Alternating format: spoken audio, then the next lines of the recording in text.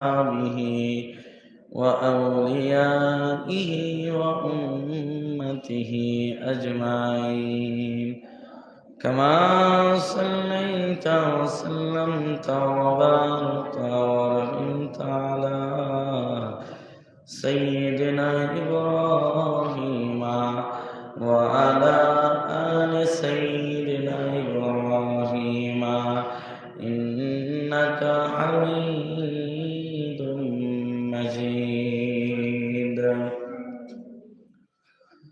الحمد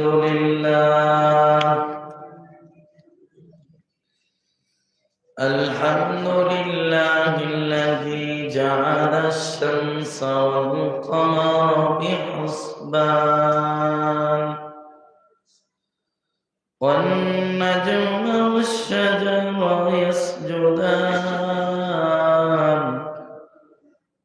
وفضل زمانا على زمان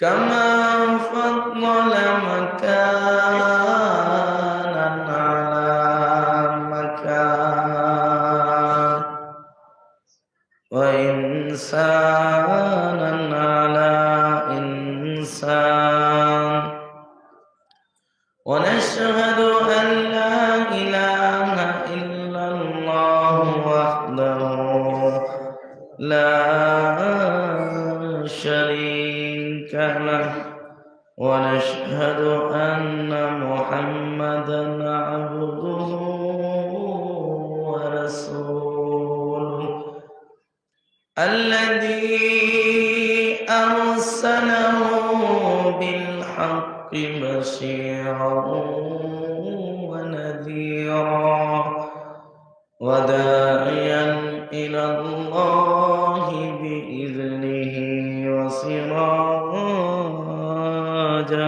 منيرا. أما بعد فأعوذ بالله من الشيطان الرجيم.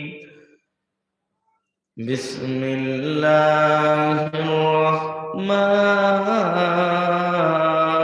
الرحيم. رب إنهن أضللن كثيرا من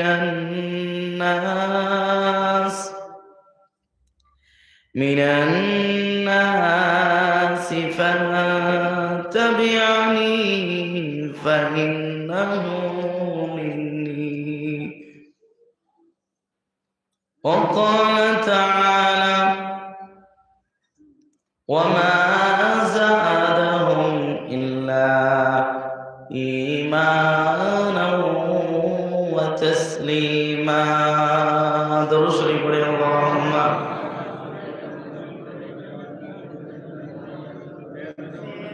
سيدنا مولانا نبينا محمد وعلى آله وصحبه وأولاده وذريته وأزواجه وأصحابه وأوليائه وأمته أجمعين كما صليت وسلمت وباركت ورحمت على سيدنا إبراهيم وعلى آل سيدنا إبراهيم إنك حميد مجيد.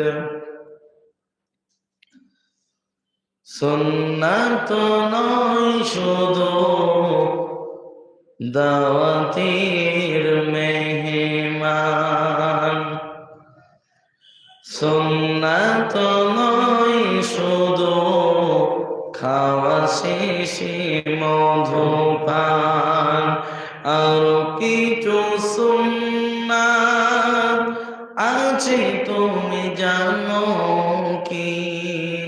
জানলেও জীবনে কখনো তা মানো কি?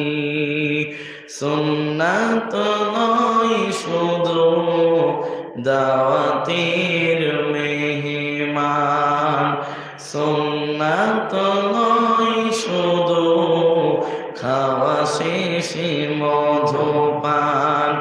আরো কিছু সুন্নাত আছে তুমি জানো কি? জানলেও জীবনে কখনো তা মানো কি? সুন্নাত শুধু নয় মাজলুম সহায়ক, সুন্নাত উহুদে জালিমের প্রতিরোধ।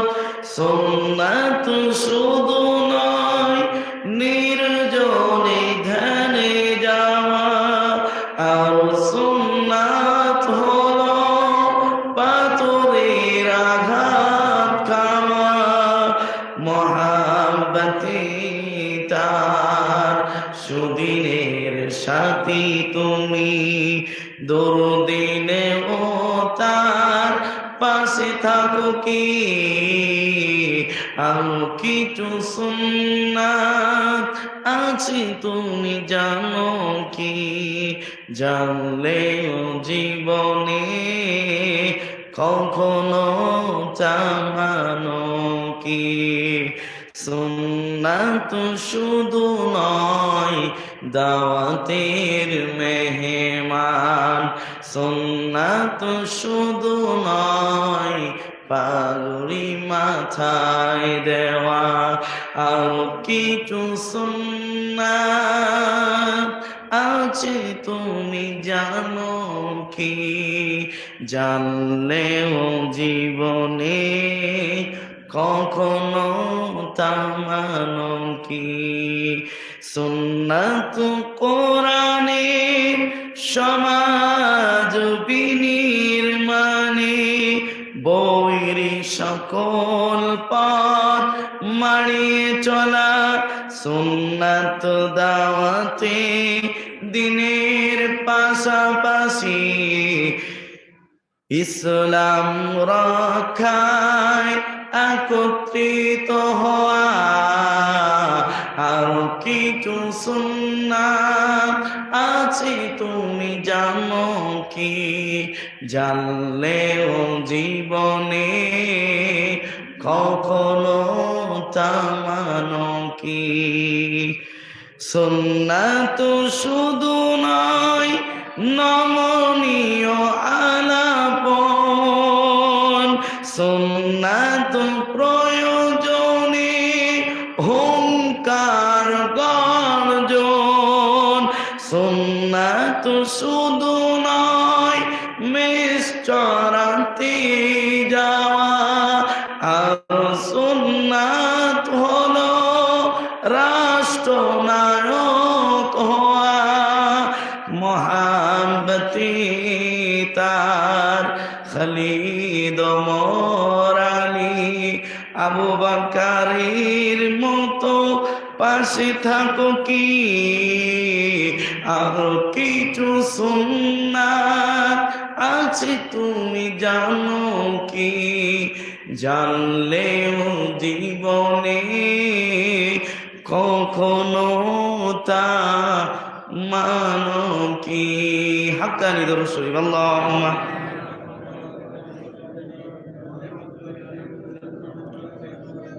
سيدنا مولانا نبينا محمد وعلى آله وأهل بيته وأولاده وذريته وأزواجه وأصحابه وأوليائه وأمته أجمعين، كما صليت وسلمت وباركت ورحمت على سيدنا إبراهيم وعلى آل سيدنا إبراهيم إنك حميد مجيد।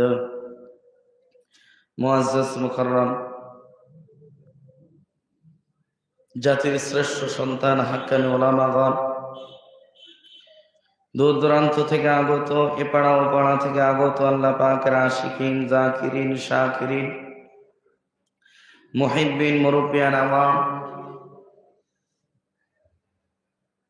কলিজার টুকরা আমার সমবয়সী যুবক বন্ধুগণ, স্নেহের ছোট ভাই, পর্দার অন্তরালের অবস্থানরত সম্মানিত আমার আম্মা জান ও বোনেরা, মালিকের দরবারে শুকরিয়া যে রব্বুল আলামিন আমাদের সকলকে দুনিয়ার সমস্ত ব্যস্ততা থেকে দূরে সরিয়ে রেখে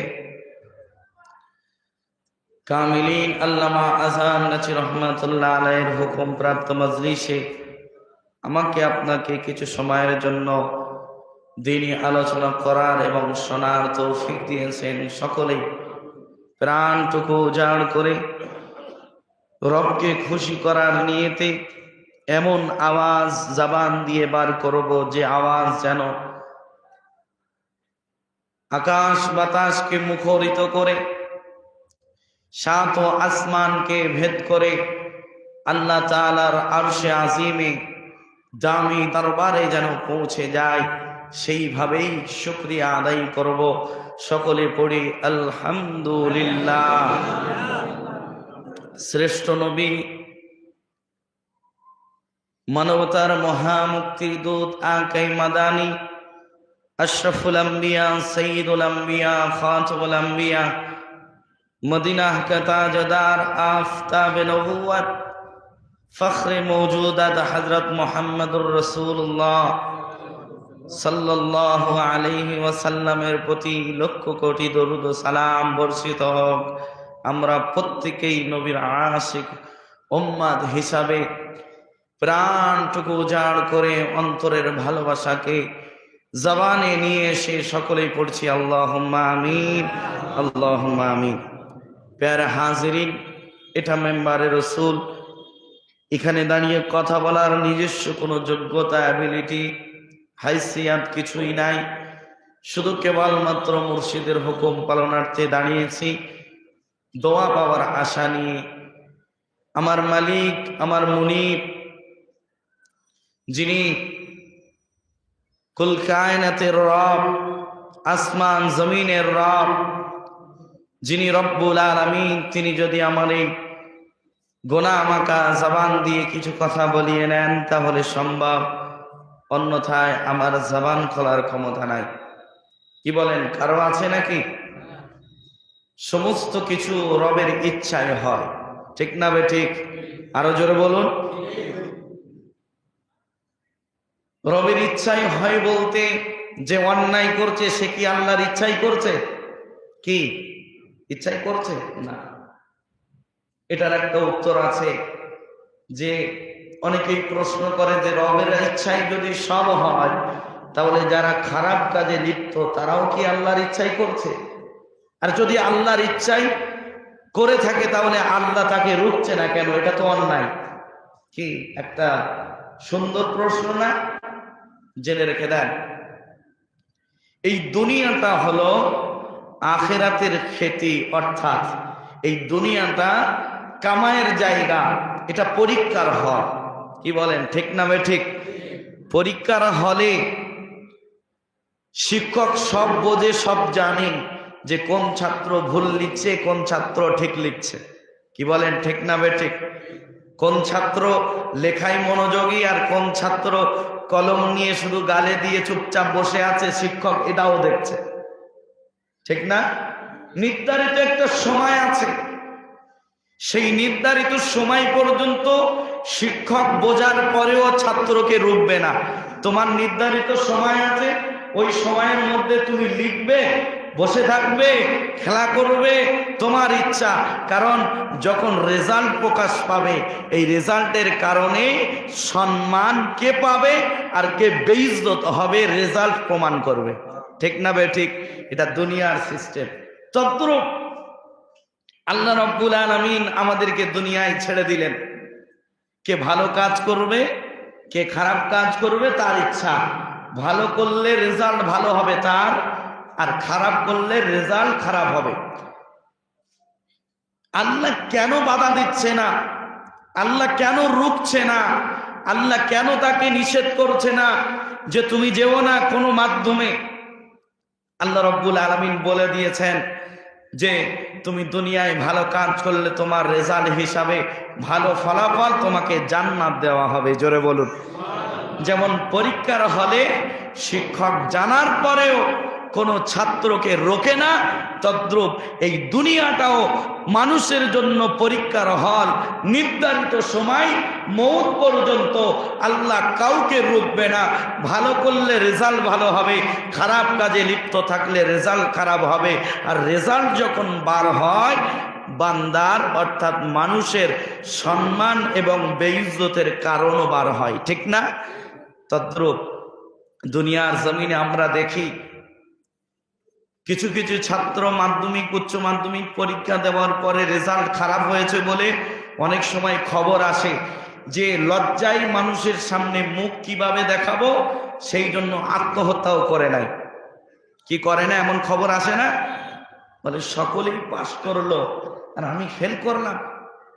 দুনিয়ার অবস্থা যদি এমনটা হয়, যেদিন আল্লাহ জাস্টিস হবেন, আদালত কায়েম করবেন, যেদিন হাতে রেজাল্ট দেওয়া হবে, আমলনামা দেওয়া হবে, সেই দিন যদি ফেল করে যান, দুনিয়ার জমিনে এক এলাকা, এক কমিউনিটি, একটা গ্রামের মানুষের কিভাবে তাদের সামনে মুখ দেখাবে, সেই জন্য সে নিজেকে শেষ করে দেওয়ার জন্য চেষ্টা করে। আর যেদিন আল্লাহ বিচার করবেন, আদম থেকে নিয়ে কিয়ামতের আগ পর্যন্ত যত মানুষ দুনিয়ায় এসেছে, সেই দিন উপস্থিত থাকবে। সেই দিন যদি বলে তুমি ফেল করেছো, আল্লাহ যদি বলে তুমি ফেল করেছো, ফেরেশতারা তোমরা কে কোথায় আছো, একে জাহান্নামে নিক্ষেপ করো। আচ্ছা বলুন, সেই দিন কি করবো আমি আপনি? ও দুনিয়ার মানুষ, আমার আব্বা জানেরা, আমার ভাই জানেরা, সেই দিন কোনো কিছু করার সুযোগ থাকবে না।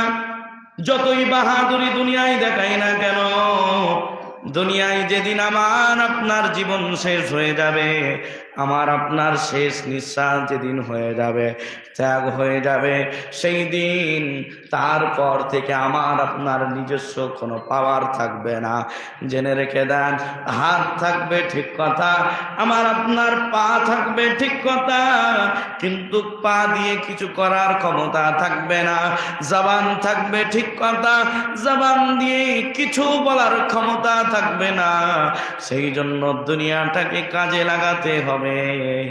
এই দুনিয়াটা নিয়ামত মনে করে, এটা আমার আপনার জন্য গনিমত মনে করে, দুনিয়ার হায়াতটাকে গুরুত্ব দিয়ে গনিমত মনে করে যদি আমরা নিজেদের জীবনটা কাজে লাগাতে পারি, আল্লাহ বলে আমার রেজাল্ট দেওয়ার সময় আমি বান্দা তোমার রেজাল্ট যেদিন দেব, সেই দিন তোমার হাতে যখন তোমার রেজাল্টটা পড়বে, দুনিয়াটাকে কাজে লাগানোর কারণে তুমি আনন্দেই উৎফুল্লিত হতে হতে তুমি জান্নাতে প্রবেশ করবে।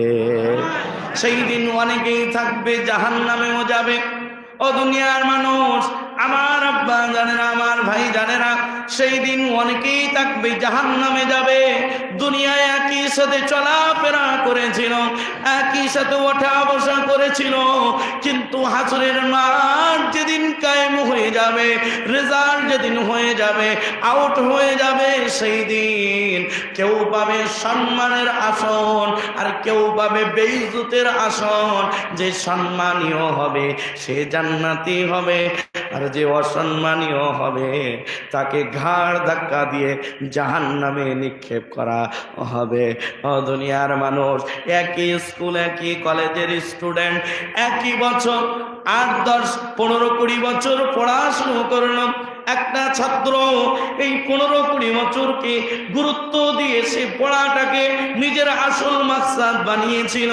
এই মাকসাদটাকে নিজের আসল মাকসাদ মাকাসাদ বানানোর কারণে ওই সন্তানটার বাকি 40-50 যে হায়াত সামনে পড়ে আছে, এই 15-20 বছরকে গুরুত্ব দেওয়ার কারণে বাকি সময়টা যেমন সে একটা যোগ্য জায়গায় দাঁড়িয়ে একটা চাকরি পাওয়ার পরে তার বাকি জিন্দগিটা যেমন আরামের সাথে কাটে, তদ্রূপ দুনিয়াটাকে যারা এই অল্প সময়কে গুরুত্ব দিয়ে আল্লাহর ডাকে সাড়া দিয়ে চলে যাবে, তার বাকি জান্নাতের জিন্দগিটা সব চাইতে আনন্দিত হবে। একটু জোরে বলুন না সুবহানাল্লাহ। দুনিয়ার জমিনে যেমন একই স্কুলের ছাত্র, একজন চাকরি পেল আর একজন এই 18-20 বছরকে গুরুত্ব না দেওয়ার কারণে 18-20 বছর একটা ছেলে মেহনত করলো, আর একটা ছেলে তারই সাথে স্কুল কলেজে পড়লো, কিন্তু এই সময়টুকু গুরুত্ব দেয় নাই। খেল এবং খেলাধুলোয় সময় অতিবাহিত করেছে, মোবাইলে অতিবাহিত করেছে, যে এটাকে গুরুত্ব দিল না। তার বাকি 40-50 যে 60 বছর যে আরো আল্লাহ যদি হায়াতে রাখে, তার জীবনটা বড় কষ্টদায়ক হয়ে যায়। এর কাছে ছুটতে হয়, ওর কাছে কাজের জন্য ছুটতে হয়, তার কোনো ভবিষ্যৎ তৈরি হয় না। আর যে ছেলেটা 15-20 বছর গুরুত্ব দিয়ে পড়াশুনো করলো, তার একটা চাকরি হলো, সে যোগ্য জায়গায় দাঁড়ালো, কারণ এই 15-20 বছরকে সে গুরুত্ব দিয়েছিল।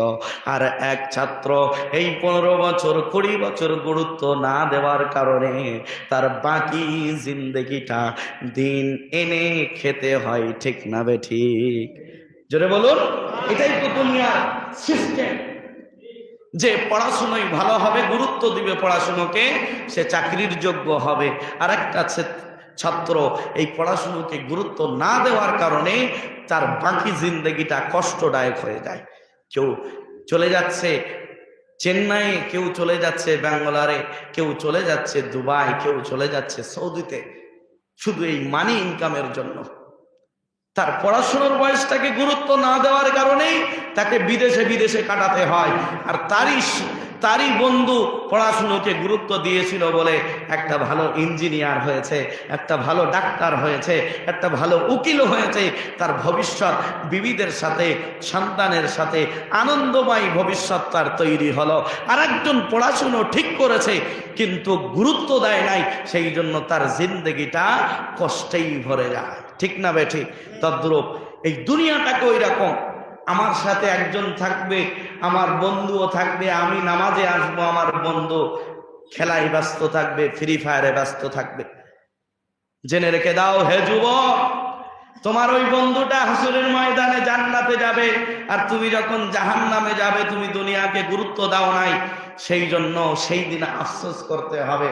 হাই আফসোস, যদি দুনিয়াটাকে আমি কাজে লাগিয়ে আমল যদি ঠিক মতন করে আসতাম, আজকে আমার আর জাহান্নামে যাওয়া লাগতো না। এই আফসোস যাতে না করতে হয়, হে যুবক, দুনিয়ার জিন্দেগিটাকে আমাদের গনিমত মনে করতে হবে। নবীজি বলেছেন, তোমার হায়াত শেষ হওয়ার আগে, তোমার জীবন শেষ হওয়ার আগে তোমার জীবনটাকে তুমি গুরুত্ব দাও, অর্থাৎ তোমার জিন্দগিটা ইবাদতের সাথে সম্পর্ক গড়ে রাখো। জোরে বলুন। ও দুনিয়ার মানুষ, আমার আব্বা জানেন, আমার ভাই জানেনা, সেই জিন্দগিটা গড়ার জন্য উত্তম মাধ্যম হলো এই কোরআনুল কারীম। যে কোরআনুল কারীমকে আমার আপনার প্রিয় নবী মুহাম্মদুর রাসূলুল্লাহ সাল্লাল্লাহু আলাইহি ওয়াসাল্লাম এই কোরআনটাকে সমাজে যেভাবে প্রচালিত করেছিলেন, শেষবেশ কোরআনকে নিজে পার্লামেন্টে নিয়ে গিয়েছিলেন। ও দুনিয়ার মানুষ, এই কোরআন দিয়ে নবীজি সমাজের মধ্যে শান্তি ফেরত আনার ব্যাপারে তিনি 100% সফল হয়েছিলেন। নবুয়ত পাওয়ার আগে নবীজি 17 বছর বয়স থেকে নিয়ে 40 বছরের আগ মুহূর্ত পর্যন্ত, ওহী নাযিল হওয়ার আগ মুহূর্ত পর্যন্ত নবীজি অনেকভাবে চেষ্টা করলেন, কষ্ট করলেন, সমাজের মানুষকে পরিবর্তন করার চেষ্টা করলেন। নবী নিজে হেল্পফুল ফুজুল নামে সংগঠনও করেছিলেন। ও দুনিয়ার মানুষ, তবে কোরআন দিয়ে প্রচার না করার কারণে, কোরআন না আসার কারণে নবীজি 100% সফল হতে পারে নাই। তবে কোরআন যখন আসতে শুরু করলো, এই কোরআন দিয়ে নবীজি যখন দাওয়াতি কাজ আরম্ভ করলেন, এই কোরআন মানুষ মেনে নেওয়ার কারণে যাদের কোনো মর্যাদা ছিল না, যাদের মর্যাদা 0 ছিল, কোরআন মেনে নেওয়ার কারণে এই কোরআন তাদেরকে হিরোই পরিণত করে দিয়েছে।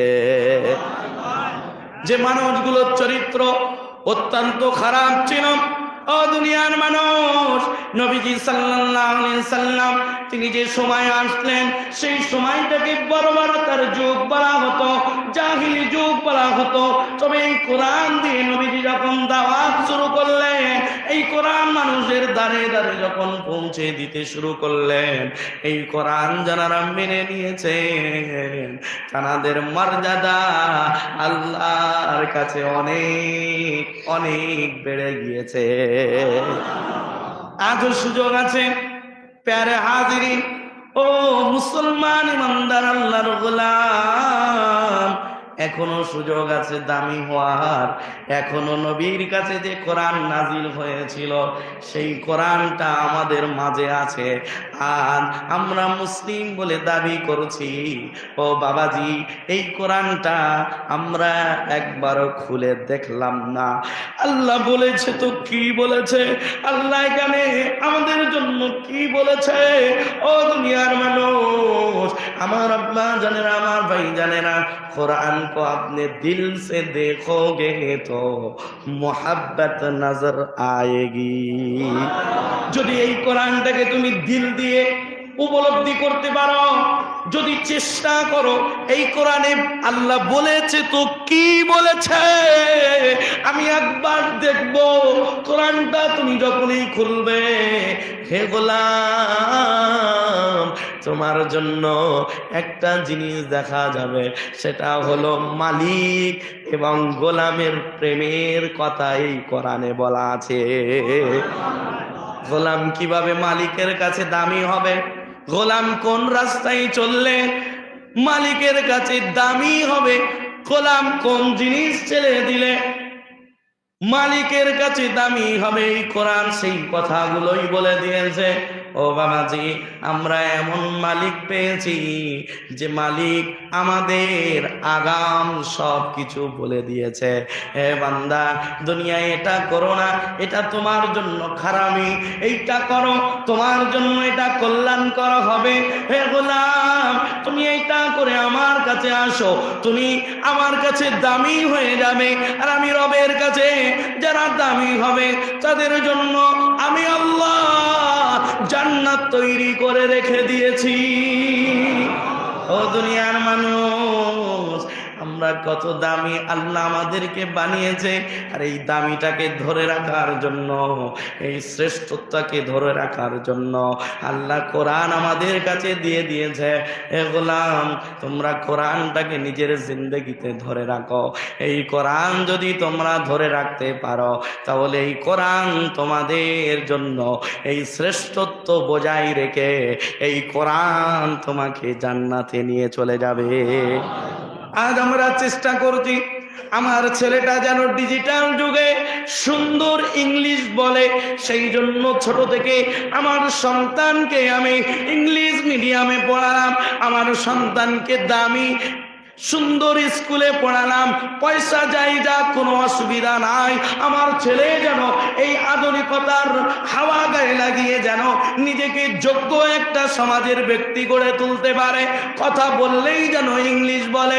হে আল্লাহর গোলাম, ও মালিকের গোলাম, একবারও তুমি কি চিন্তা করলে না যে আল্লাহ আমাকে তোমাকে বানিয়েছে, সেই আল্লাহর কাছে দামি কিতাব হলো কালামুল্লাহ, এই কোরআনুল কারীম।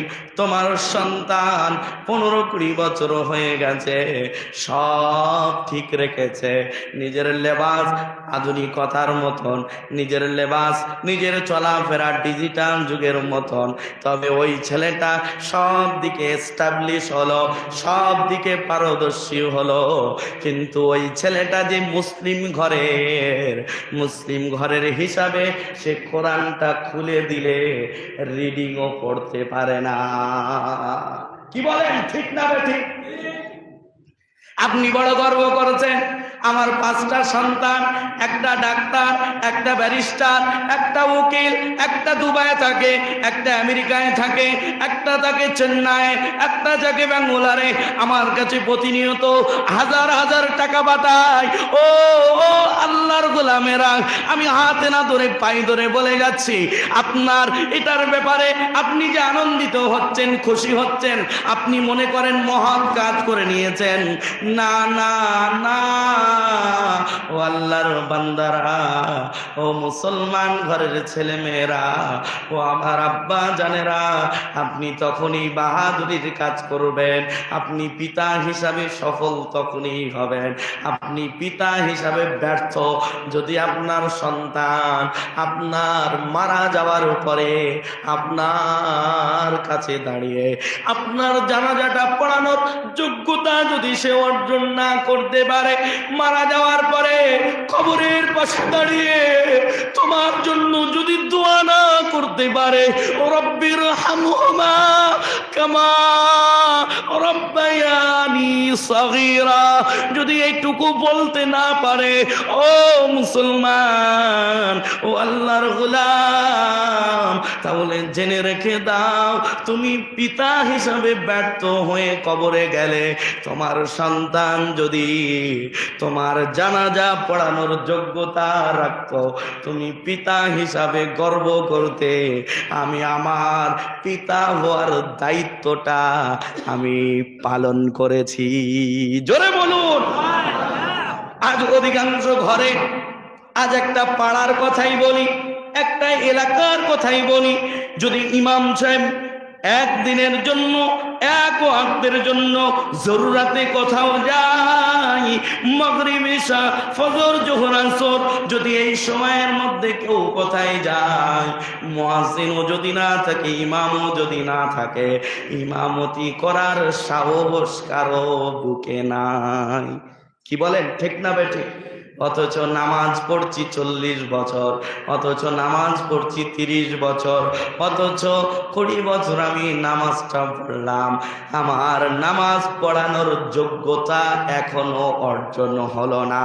তাহলে আমি 10 জনের নামাজ, এই নামাজের দায়িত্ব নিয়ে যদি আমি সামনে দাঁড়িয়ে নামাজ পড়ানোর সাহস যদি না করি, যদি মনে হয় আমি কিভাবে পড়াবো, আমি নামাজ পড়ালে তো নামাজ হবে না তাদের, আমি আপনার কাছেই বলছি, আপনি যে 30 বছর নামাজ পড়লেন, আপনার কি একবারও ইচ্ছা হলো না আমার নামাজটা আসলে হচ্ছে কিনা একটু চিন্তা ফিকির করে দেখি?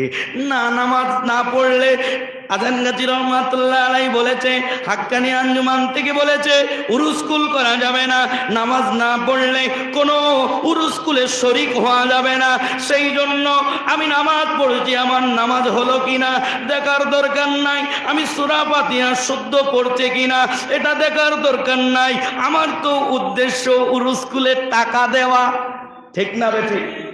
অনেকেই আছে, বড় দুঃখজনক কথা, বাবা মারা গেছে, আম্মা মারা গেছে, সেই জন্য ওই ব্যক্তিটা কি করে, বাবা এবং আম্মা মারা যাওয়ার কারণে নামাজ পড়া শুরু করে, কারণ একটা উরুসকুল করতে হবে, নইলে মানুষ বলবে হাক্কানি আঞ্জুমানের অনুসারী হওয়ার পরেও বাবা মারা গেল, এখনো বাড়িতে উরুসকুল করলো না। ঠিক না বেঠিক? সেই জন্য ব্যক্তিটা কি করে, আব্বা মারা গেছে, উরুসকুল করতে হবে, নামাজ শুরু করতে হবে, কারণ হাক্কানি আঞ্জুমানে শর্ত দেওয়া আছে, উরুসকুল করতে গেলেই প্রথম নাম্বার শর্ত হলো নামাজ বিনা কাজাই পড়তেই হবে, নইলে উরুসকুল করা যাবে না। ও বাবাজি, শুধু বাবা চলে গেছে, মা চলে গেছে, সেই জন্য উরুসকুল করার জন্য নামাজটা পড়লাম, এই জন্য হাক্কানি আঞ্জুমান এই শর্তটা আনেন নাই। এই শর্তটা কেন এনেছে আমি বলে যাচ্ছি আপনাদের কাছে, একটু দিল দিয়ে কথাটা শুনুন। হাক্কানি আঞ্জুমানে আমরা 40-50 বছর ধরে যাচ্ছি, কিন্তু হাক্কানি আঞ্জুমানের নিয়মগুলো নিয়ে একবারও চিন্তা ফিকির করলাম না, একবারও গবেষণা করলাম না, এটা আসলে দিয়েছে তো কেন দিয়েছে। হাক্কানি আঞ্জুমান থেকে এই উরুসকুল করার জন্য মূল শর্ত নামাজ বিনা কাজায় পড়তে হবে, হালাল রুজি থাকতে হবে, সুদ লোন বন্ধনের সাথে কোনো সম্পর্ক রাখা যাবে না। যদি এমনটা হয় তাহলে সে উরুসকুল করতে পারবে। শুধু তাই না, এ যে 5 ওয়াক্ত নামাজ পড়ে, এ যে সুদের সাথে কোনো সম্পর্ক নাই, এটার গ্যারান্টি দেওয়ার জন্য এই কারণে 4 জন সই করা লাগে। ঠিক না বেঠিক? ও দুনিয়ার মানুষ, আপনাদের হয়তো মাথায় আসতে পারে হাক্কানি আঞ্জুমান থেকে এই সিস্টেমটা কেন গড়লো?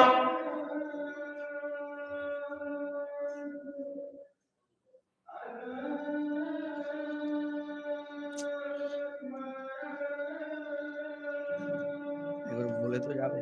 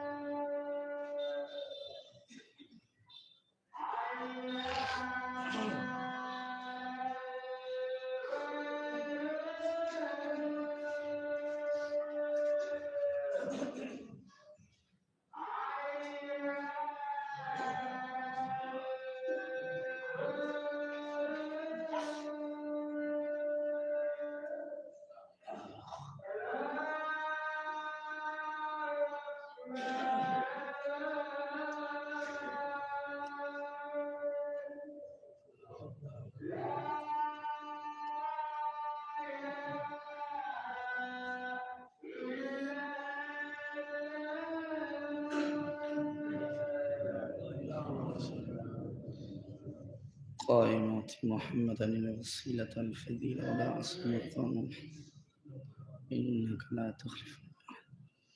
درود شريف پڑھی اللهم صل وسلم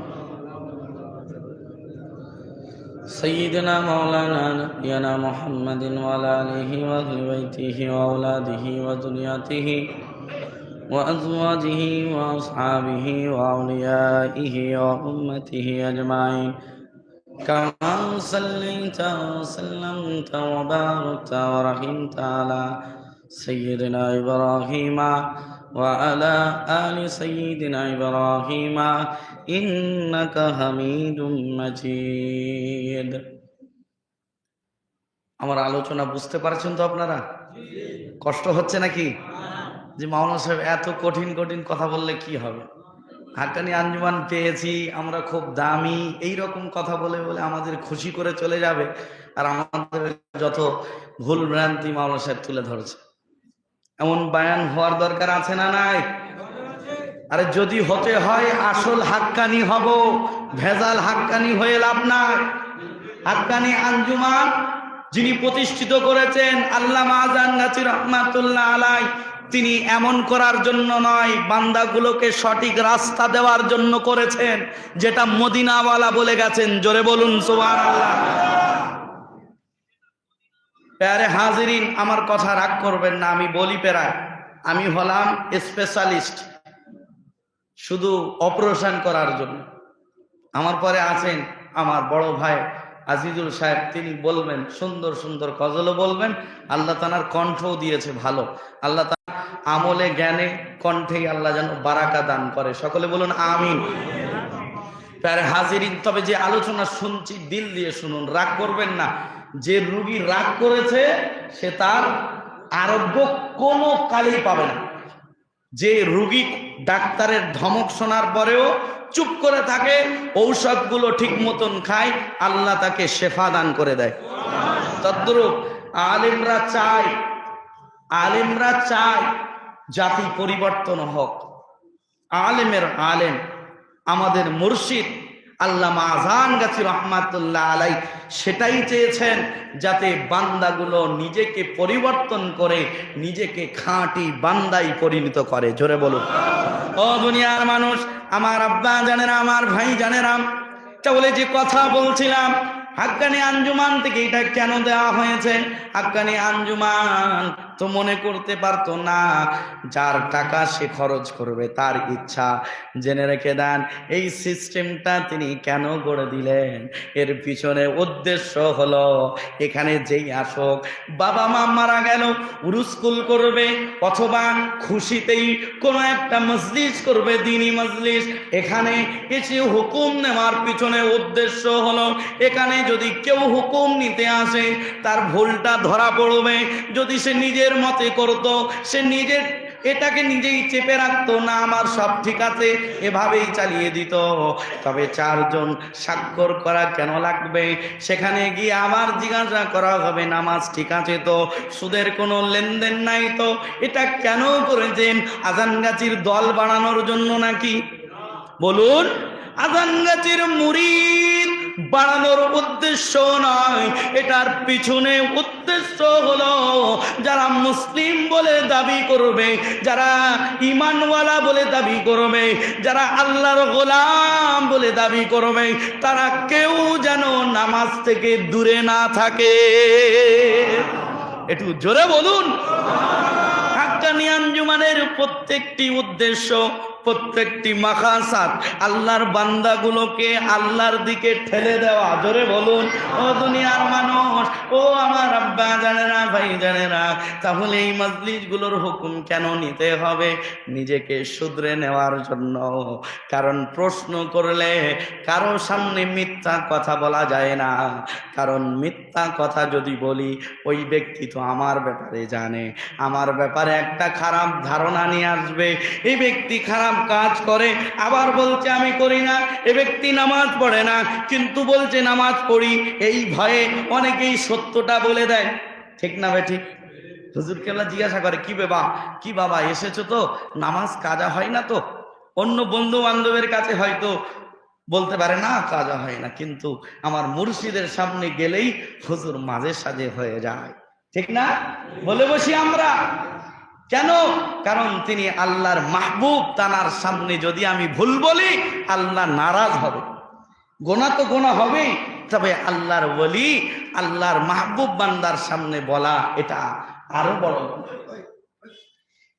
ও দুনিয়ার মানুষ, ও মুসলমান ইমানদার আল্লাহর গোলাম, আমি যে কথা বলছিলাম যে অনেকেই আছে শুধু এই মজলিস করার জন্য 1 সপ্তাহ 10 দিন আগে থেকে নামাজ পড়ে, আর মজলিস হয়ে গেল তারপরের দিন থেকেই নামাজ আউট।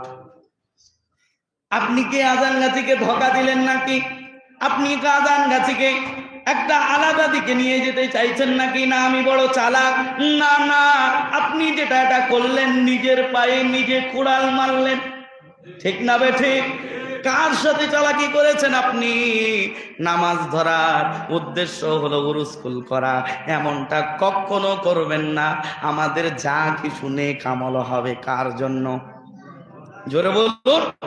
আমরা উরুস্কুল করব আল্লাহর জন্য, আমরা নামাজটা ধরবো আল্লাহর প্রেম পাওয়ার জন্য, আল্লাহর কাছে নিজেকে দামি বানানোর উদ্দেশ্য থাকবে। ও দুনিয়ার মানুষ, খবরদার এমনটা করবেন না। আযানগাছী রাহমাতুল্লাহ আলাইহি তিনি আল্লাহ এবং রসুলের কথাগুলো আমাদের কাছে শুধু শুনিয়ে দিয়েছেন। আমরা যদি মানি আযানগাছীর লাভ যে একটু বেশি হবে এমনটাও নয়, আমরা যদি না মানি আযানগাছীর লস হবে যে এমনটাও নয়। মানলে আমারই ফায়দা, না মানলে ক্ষতি আমার নিজের, ঠিক না বে ঠিক? তদ্রূপ আযানগাছী রাহমাতুল্লাহ আলাইহি তিনি তার প্রতিষ্ঠানে একটা সিস্টেম বলে দিলেন যে তোমরা এখানে এসেছো বাবা, তোমার বংশ দেখা হবে না, তোমার দেখতে কেমন এটা দেখা হবে না, তুমি কোন দেশে থাকো এটা দেখা হবে না, তোমার বংশ পরিচয় কি, তোমার বাবা কি করে, তোমার ইনকাম কেমন। ও দুনিয়ার মানুষ, গোটা দুনিয়ার মধ্যে আমি অধিকাংশ জায়গায় ও আল্লাহর গোলামেরা অধিকাংশ পীরের দরবারে গিয়ে আমি দেখেছি আমার বাংলার মধ্যে অনেক আলেমদের মুখে শুনেছি, গোটা বিশ্ব যারা ভ্রমণ করেছেন এদিকে তাকিয়ে গোটা বিশ্ববাসীর মধ্যে যত দুনিয়াদারি পীর শায়েখ আছে তারা মুরিদের পকেটের দিকে তাকায়, কিন্তু আমার মুর্শিদের প্রতিষ্ঠান এই হাক্কানি আঞ্জুমানের কোন মুর্শিদ মুরিদের পকেটের দিকে তাকায় না, মুরিদের এই কলবের দিকে তাকায়। মুরিদের অর্থ কেমন, পকেট গরম আছে কিনা হাক্কানি আঞ্জুমানে এটা দেখা হয় না। দেখা যদি হয় মুরিদের কলবের দিকে দেখা হয়, তার আমল ভালো আছে কিনা, তার নেক আমল ঠিক আছে কিনা, তার কলবটা শুদ্ধ আছে কিনা। জেনে রেখে দেন হাক্কানি আঞ্জুমানের মিশন ভীষণ হলো আল্লাহর বান্দাগুলোর কলব চেঞ্জ করা। জোরে বলুন, আরো জোরে বলুন। সেই জন্য গোটা পৃথিবী আপনি ভ্রমণ করবেন, কোনো প্রতিষ্ঠানে এমন আপনি দেখতে পাবেন না যে প্রতিষ্ঠানের শুরুতেই শিরোনামে লেখা আছে বিনা পয়সায় দিন ও দুনিয়া, শান্তি মঙ্গল রুহানি তারাক্কির উপায়। সেটা করে চলেছে হাক্কানি আঞ্জুমান এবং এটার উপরে ইস্তেকামাত থেকে হাক্কানি আঞ্জুমান কিয়ামত পর্যন্ত এই বিনা পয়সায় এই সিস্টেমটা তিনি চালু রেখে জারি রেখে কিয়ামত পর্যন্ত হাক্কানি আঞ্জুমান চলবে ইনশাআল্লাহ। ও দুনিয়ার মানুষ, অনেকেই মনে মনে ভাবছে না, অনেকেই তো হাক্কানি আঞ্জুমানের নাম নিয়ে অমুক করছে তমুক করছে।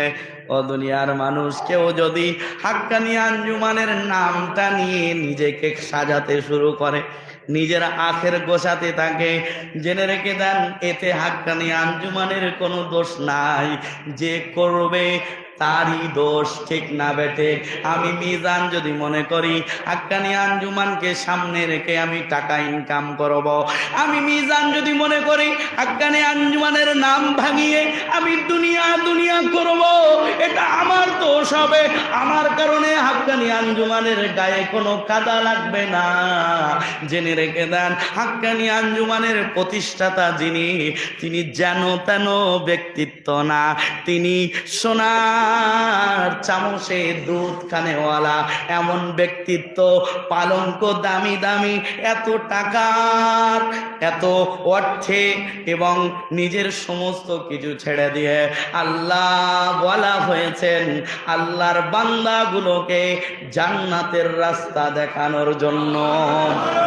জেনে রেখে দেন একটা ব্যক্তি যদি গরিব থেকে ধনী হয়, ওই ব্যক্তিটা যদি আবার গরিব হয়ে যায় তার কোনো কষ্ট লাগে না। আর একটা ব্যক্তি শুরু থেকেই অর্থওয়ালা, ওই ব্যক্তিটা যদি হঠাৎ নিজেকে হারিয়ে ফেলে যে আমি গরিব হয়ে যাব, তার কষ্ট হবে কি হবে না? হবে কি হবে না? একজন 10 টাকার মালিক ছিল, সে 10,000 মালিক হয়ে গেল তার পরের দিন। ওই 10,000 যদি কোনো কারণেই তার কাছ থেকে ছিনিয়ে কেউ নেয়, তার কষ্ট হবে না যে আমি তো 10 টাকারই মালিক ছিলাম, 10,000 টাকার মালিক আমি না, এটার যোগ্য আমি না, সে নিজেকে বুঝ দিতে পারবে। অথচ যে ব্যক্তিটা 10,000 টাকার মালিক শুরু থেকেই ছিল, সেই টাকা যদি তার থেকে ছিনিয়ে যায় কষ্ট হবে কি হবে না? আমার মুর্শিদ এই কষ্টটাকে জলঞ্জলিত দিয়ে, মাটিতে পুঁতে দিয়ে, নিজের অর্থ সম্পদের লোভকে লাথি মেরে আল্লাহকে পাওয়ার জন্য, আল্লাহর দ্বীনের জন্য, নবীর ইজ্জতের জন্য, নবীর রিসালাতের কাজ করার জন্য কুরবান করে দিয়েছেন। জোরে বলুন সুবহানাল্লাহ। কি এটা বাস্তবতা নাকি? ঠিক তো নাকি? সেই মুর্শিদের আমরা মুরিদ। একটু ভেবে রাখবেন, দুনিয়া দুনিয়া দুনিয়া করবে যে দুনিয়ায় পাবে সে। কথা বুঝে আসছে? দুনিয়া দুনিয়া করবে যে দুনিয়া শুধু পাবে সে, দুনিয়ার সাথে সাথে আখিরাত চাইবে যে উভয়টা জান্নাত পাবে সে। কথা ক্লিয়ার? আমরা দুনিয়াটাকে শুধু মাধ্যম বানাবো আখিরাত গোছানোর জন্য। কথা বুঝে আসছে? আরো জোরে বলুন সুবহানাল্লাহ। ও দুনিয়ার মানুষ, আমার আব্বা জানেন, আমার ভাই জানেন, তাহলে আমি যেখানেই ছিলাম সেখানেই আবার যাই, কারণ সময় দৌড়াচ্ছে, আমার জন্য দাঁড়িয়ে নাই, কারোর জন্য দাঁড়িয়ে থাকবে না। বাবা বলেছিল আমার, দাদা বলেছিল আমার, তার বাবা দাদা বলেছিল সব আমার, কেউ দুনিয়ায় রইল না, গেল সবাই কবরে। ঠিক না বে ঠিক? সময় কারো জন্য দাঁড়িয়ে নাই, সেই জন্য সময় অত্যন্ত দামি জিনিস, কাজে লাগাতে হবে আখিরাত তৈরির জন্য। জোরে বলুন। তাহলে আমি যে কথা বলছিলাম, আপনার 2-4টে সন্তান আছে দুনিয়াবি লাইনে, তারা যোগ্য এস্টাবলিশ, কিন্তু দিনের লাইনে সে কিছুই বোঝে না। আপনি পিতা হিসাবে ব্যর্থ। আমি আপনার কাছে অনুরোধ করে বলছি, আপনার সন্তানগুলোকে নিয়ে বসুন, তাড়াতাড়ি আলোচনা করুন যে বাবারা এভাবে চললে আর হবে না।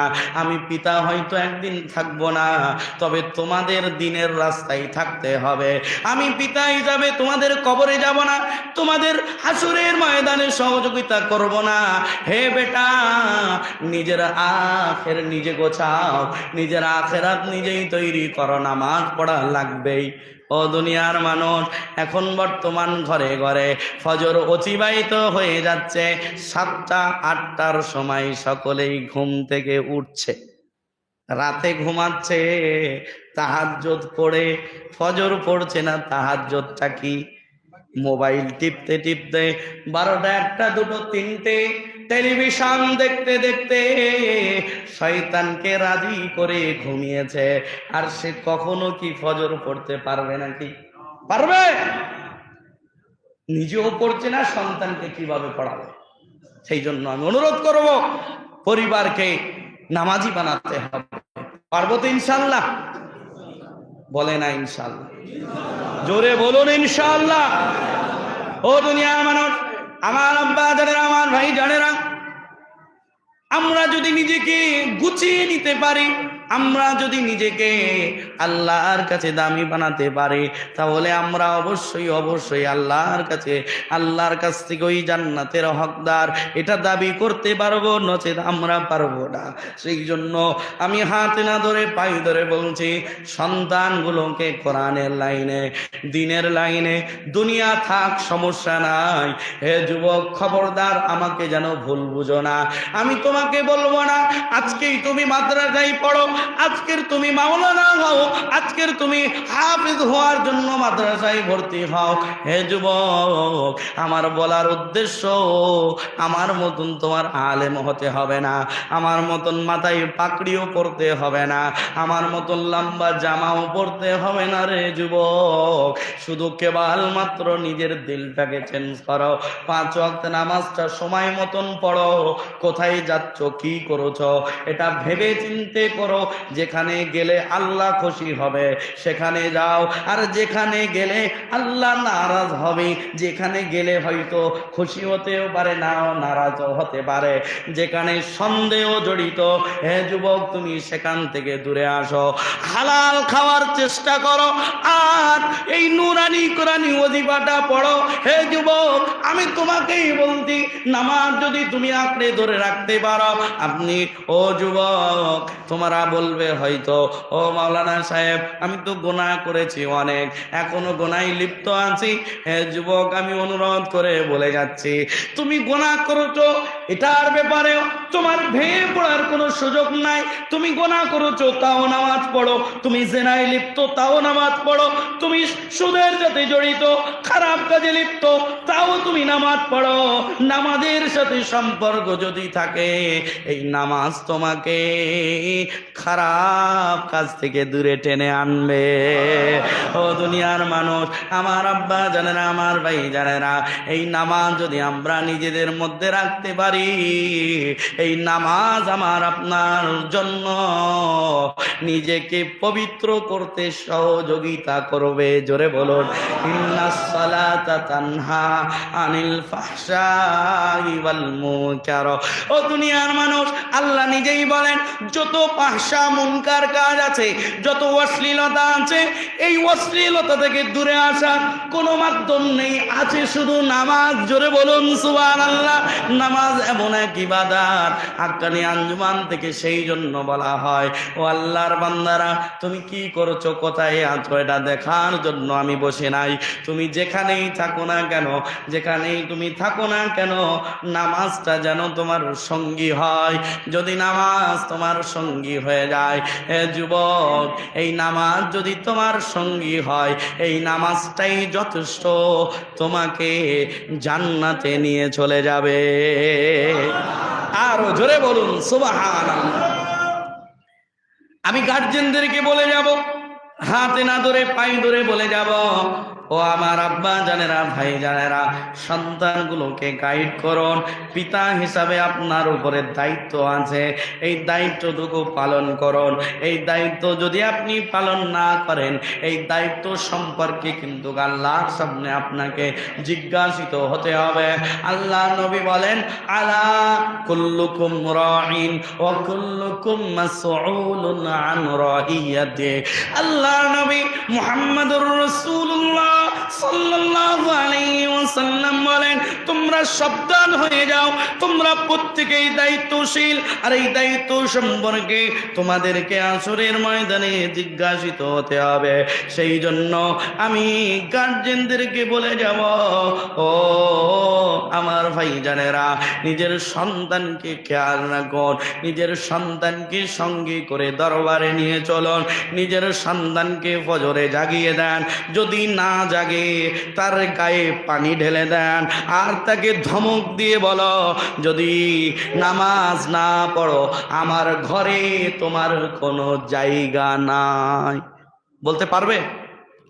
ও আমার আব্বা জানেরা, ভাই জানেরা, মুরব্বীরা, বলতে পারবেন? না, আমার আদরের সন্তান, এটাই আমার বংশের আলো, তাকে যদি আমি এভাবে তাড়িয়ে দিই আমার ইজ্জত রাখবে কে? জেনে রেখে দেন, এটা আসল ইজ্জত নয়। আসল ইজ্জত হলো, আসল দামিত্ব হলো আপনার সন্তান যদি নামাজি হয়, এই অবস্থায় দেখে যদি আপনি দুনিয়া থেকে বিদায় নিতে পারেন, এটাই শ্রেষ্ঠত্বের একটা গুণ। জোরে বলুন। ও আমার আব্বা জানেরা, ভাই জানেরা, সন্তান যে নামাজ পড়ছে না এদিকে কোনো খেয়াল নাই, নিজে মসজিদে এসে সকাল দুপুর রাতে কোরআন নিয়ে বসে আছে, কোরআন চুম্বন করছে, উরুসকুল আদায় করছে, মৌতের স্মরণ করছে। ও আমার আব্বা জানেরা, খারাপ ভাবে আমার কথাটা নিবেন না, আমি আপনাদের কিভাবে বোঝাবো, আমার বোঝানোর যে শব্দ ছিল সব আমি বলে বসেছি। ও আমার আব্বা জানেরা, আমার শেষ কথা হলো, আমি আপনাদের কদমের উপরে হাত রেখে বলে যাচ্ছি, ঘরকে নামাজি বানিয়ে তুলুন, ঘরের সদস্যগুলোকে ইবাদতের সম্পর্কে গড়ে তুলুন, ঘরে নামাজি ইবাদি বান্দার গড়ে তুলুন। ও আমার আব্বা জানেরা, ঘরকে কবর বানানো যাবে না। নবী বলে, তোমরা তোমাদের ঘরকে কবর বানিও না। এর মানে কি, এর অর্থ কি? ও দুনিয়ার মানুষ, নবী বোঝাতে চায় তোমাদের ঘর যেন ইবাদত মুক্ত না থাকে, ইবাদত যুক্ত রাখতে হবে। যে ঘরে ইবাদত হয় না সেই ঘর আর কবরের মধ্যে কোনো পার্থক্য নাই, নবী বলেছেন। সেই জন্য নবীজির একটা আদর্শ ছিল, তিনি ঘরে সুন্নাত পড়তেন আর মসজিদে যেতেন ফরজিয়াত আদায় করার জন্য। জোহরের ফরজ নামাজ আদায় করার জন্য যেতেন, ফজরের ফরজ নামাজ আদায় করার জন্য যেতেন, বাকি সুন্নাতগুলো ঘরে আদায় করতেন, কারণ ঘরে ওই ইবাদত করার দরকার আছে না নাই। এদিকে আমি মসজিদে চলে আসলাম, বিবিও ঘুমাই, বেটারাও ঘুমাই, বৌমারাও ঘুমাই, নিজের বেটিটাও পর্যন্ত ঘুমায়। প্যারে হাজরিন, আমার কথাই রাগ করছেন নাকি আপনারা? খবরদার, রাগ করবেন না, অনুরোধ করে বলছি। আমার মুর্শিদ যে উদ্দেশ্য লালন করেছেন যে গোটা বিশ্ববাসী যেন নামাজের সাথে নিজের সম্পর্ক গড়ে নেয়, এটাকে বাস্তবায়িত করার জন্য আমার মুর্শিদ ছুটে আসবে না, আমাদেরকে চেষ্টা করতে হবে। কথা বুঝে আসছে? চেষ্টা চালিয়ে যেতে হবে। নামাজ ধরে নিয়ে থাকতে পারবো তো ইনশাআল্লাহ? আর একটা কথা, অনুরোধ, এটা আমার তরফ থেকে অনুরোধ, এই নামাজ শেখার জন্য নামাজ জানার জন্য, নামাজের ফরজিয়াত কটা, নামাজের ওয়াজিবাত কটা, এইটা অনেকেই জানে না, বোঝে না। নামাজ পড়ছে তো পড়ছে। একটা মাসআলা শোনার, অত্যন্ত গুরুত্বপূর্ণ মাসআলা। আপনি আসলেন, ওযু করছেন, এদিকে ইমাম সাহেব সূরা ফাতিহা শেষ করলো, অন্য সূরা শেষ করলো, শেষ করেই রুকুতে চলে গেল। আর আপনি আসছেন, এসে দেখলেন ইমাম সাহেব রুকু থেকে উঠে গেলেন, রুকু থেকে উঠে গেলেন, সিজদায় যাবে, এমতো অবস্থায় আল্লাহু আকবার, রুকুতে আপনি গেলেন, ইমাম সাহেবের সাথে সিজদা করলেন, আর একটা সিজদা করলেন, এভাবে আরো বাকি 2 রাকাত 3 রাকাত নামাজ শেষ করলেন। আপনি বলুন, আপনার কি 4 রাকাত আদায় হলো? কেন হলো না? ইমামের সাথে রুকু পাওয়া শর্ত, ইমামের সাথে রুকু পাওয়া শর্ত। আমি নিজে অনেক ভাইদেরকে দেখেছি, ইমাম রুকু থেকে উঠে গিয়েছে, নিজে আল্লাহু আকবার বলেই রুকুতে চলে গেল। তাহরিমা বলা ফরজ, তাকবীরে তাহরিমা বলা ফরজ, আল্লাহু আকবার। আপনি হাত বাঁধুন আর চাই নাই বাঁধুন, আল্লাহু আকবার বলতে হবে। এটা তাহরিমার জন্য তাকবীর, আল্লাহু আকবার এটা বলতে হবে। দ্বিতীয় রুকু যাওয়ার জন্য আর একটা তাকবীর বলে ইমামের সাথে রুকু পেতে হবে। ইমাম রুকুতে আছে, আপনি যদি ইমামের সাথে রুকুটা পেয়ে যান তাহলে আপনি রাকাত পেয়ে গেলেন। যদি ইমামের সাথে রুকু না পান, আপনার ওই রাকাতটা হলো না, আপনি শরীক হতে পারেন। সিজদার তাসবিহ পড়লে সওয়াব আছে না নাই? আছে না নাই? আপনি শরীক হবেন, সিজদার আলাদা ফজিলত পেয়ে যাবেন। তবে ইমাম সালাম একদিকে ফেরানো, দ্বিতীয় দিকে যখনই ফেরাতে যাবে আপনি উঠে বাকি 1 রাকাতটা আদায় করবেন, কারণ আপনি ইমামের সাথে রুকু পান না। কথা বুঝে আসছে তো? এইটা সর্বসময় খেয়াল রাখবেন, অনেকেই বোঝে না, সেই জন্য 3 রাকাত নামাজ হয়ে যায়। 3 রাকাত নামাজ আছে, জোহরের, আসরের, ইশার 4 রাকাত নামাজ। সেই জন্য ভুলের কারণে হয়তো আপনার নামাজটা হবে, কিন্তু জেনে নেওয়ার পরে আর হবে? আপনি জানতেন না, কি করবেন? সেই জন্য আমি আপনার কাছে অনুরোধ করে বলছি, নামাজের এমন অনেক সূক্ষ্ম সূক্ষ্ম বিষয় আছে যেগুলো করলেই নামাজ ফাসিদ হয়ে যাবে। একটা রুকুনের মধ্যে, অর্থাৎ তাকবীরে তাহরিমা বলা, আপনি হাত বাঁধলেন, বাঁধার পরেই যদি 2 হাত দিয়ে কোনো কিছু করেন, ধরুন আপনার কোনো কাজ, কোনো জায়গায় কোনো পোকা বসলো অথবা জ্বালা যন্ত্রণা হচ্ছে, আপনি একবার করতে পারেন একটা রুকুনের মধ্যে। আপনি যদি বারবার সেখানে হাত দেন, আপনার নামাজ ফাসিদ হয়ে যাবে। কথা বুঝে আসছে? বারবার করা যাবে না, একই কাজ বারবার করা যাবে না একটা রুকুনের মধ্যে। এটা খেয়াল রাখবেন। আমরা সর্বসময় চেষ্টা করব জেনে কিছু করার, কারণ না জেনে করলে সেটার মজা থাকে না। আচ্ছা বলুন তো, মোবাইলের মজা আমরা সকলেই বুঝেছি বলে সকলেই পকেটে হাত দেন, সকলের পকেটে মোবাইল আছে। যদি এই মোবাইলটা কি কাজে লাগে, কেন লাগে যদি না বুঝতাম, আমাদের পকেটে পকেটে থাকতো, দূর বাড়িতে ফেলে রাখতাম। ঠিক না বেঠিক? তদ্রূপ মজা বুঝলে যদি তার জানা যায় এটা কি কারণে লাগে, এটা যদি জানা যায় তাহলে তার মজা বোঝা যায়। নামাজের সবকিছু জেনে নেন। অনেকেই বলে 15-20 বছর নামাজ পড়লাম, যেন নামাজে মজাই পাচ্ছি না। এদিকে একবার তাকায়, ইমাম সাহেব এত লম্বা কেরাত কেন ধরলো, এই দিকে চিন্তা চলে যায়, নামাজে মজাই পাচ্ছে না। আসলে সে নামাজটা কি এটা বোঝেই না, শুধু দাঁড়াতে হয়, দাঁড়িয়েছে। কি কষ্ট লাগছে কথাটা? খবরদার এমন করবেন না। আমি আপনার কাছে একটা ছোট্ট কথা বলে যাচ্ছি, ফরজের জন্য যেটা দরকার সেটাও জানা ফরজ। কথা বুঝে আসছে? ফরজের জন্য যেটা জানা ফরজ সেটাও জানা ফরজ, যেটা প্রয়োজন সেটাও জানা ফরজ। নামাজের জন্য যে সমস্ত সূরাগুলো, কমসে কম সূরা ফাতিহা বাদ দিয়ে 4টি সূরা মুখস্থ লাগবেই। অনেকেই বলে মাওলানা সাহেব নামাজে দাঁড়ালেই মনটা চলে যায় মার্কেটের দিকে, অনেকেই বলে নামাজে দাঁড়ালেই ব্যবসার দিকে মনটা চলে যায়। হয় কি হয় না? মানুষ হিসেবে হওয়া স্বাভাবিক, তবে নামাজে মনটা ধরে রাখার সবচাইতে মূল মেডিসিন হলো নামাজের যে সমস্ত কার্যকলাপ, যে সূরা কেরাত, যে তাসবিহগুলো, তাহমিদগুলো, এগুলো আপনি আদায় করছেন, এগুলো অর্থ জেনে নেওয়ার চেষ্টা করবেন। আমি যার সাথে কথা বলবো, কি বলছি যদি আমি নিজেই না বুঝি, তার সাথে কথা বলে মজা লাগবে না। লাগবে? একবার এদিকে তাকাবো, একবার ওদিক তাকাবো। যে ইংলিশ কথা বলে, আমি যদি ইংলিশ না বুঝি, তার সাথে কথা বলে মজা লাগবে না। বাঙালি বাঙালি, হিন্দি হিন্দি, এই সমস্ত ভাষাভাষীর মানুষ মজা আনন্দ নিয়ে কথা বলে। তদ্রূপ নামাজটা হলো রবের সাথে কথা বলার মাধ্যম। জোরে বলুন, রবের সাথে যে কি বলছি। বিসমিল্লাহির রহমানির রহিম, সুবহানা রাব্বিয়াল আ'লা, সুবহানা রাব্বিয়াল আযীম, আত-তাহিয়াতু লিল্লাহি ওয়াস সালাওয়াতু ওয়াত তাইয়্যিবাতু, আসসালামু আলাইকা আইয়ুহান নাবিয়্যু ওয়া রাহমাতুল্লাহি ওয়া বারাকাতুহু, আসসালামু আলাইনা ওয়া আলা ইবাদিল্লাহিস সালিহিন, আশহাদু আন লা ইলাহা ইল্লাল্লাহু ওয়াহদাহু লা শারীকা লাহু ওয়া আশহাদু আন্না মুহাম্মাদান আবদুহু ওয়া রাসূলুহু। আচ্ছা বলুন, প্রেমিক আর প্রেমিকা যখন কথা বলে তাদের মাঝে আর কেউ থাকে? মনে হয় যেন তারা অন্য দুনিয়ায় চলে গেছে, আলাদা মজায়। তদ্রূপ নামাজি বান্দা যখনই দাঁড়াবে, এই নামাজি বান্দাটা আল্লাহর প্রেমিক। জোরে বলুন। প্রেমিক প্রেমিকার সাথে কথা বলতে গেলে যেমন ভাবে গভীরে চলে যায়, একটা দিনদার পরহেজগার সচ্চা নামাজি যখন নামাজে দাঁড়াবে, তার মনে অন্য কোনো ধান্দা আসবে না, শুধু থাকবে আল্লাহ আর আল্লাহ। জোরে বলুন সুবহানাল্লাহ। প্যারে হাজিরিন, নবীজি বলেছেন এই নামাজ হলো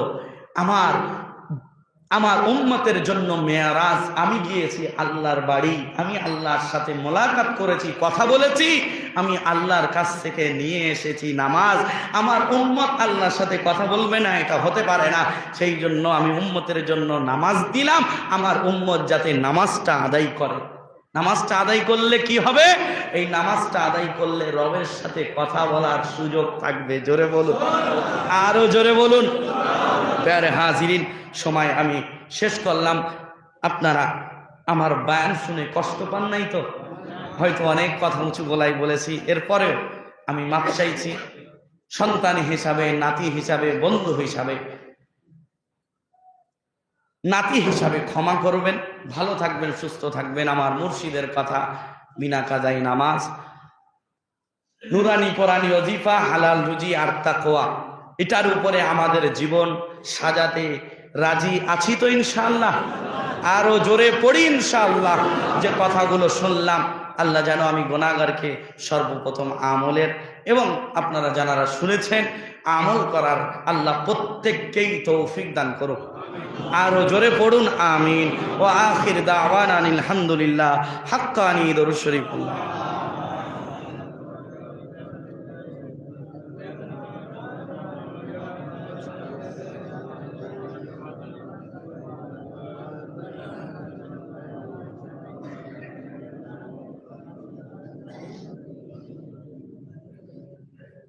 আসসালামু আলাইকুম।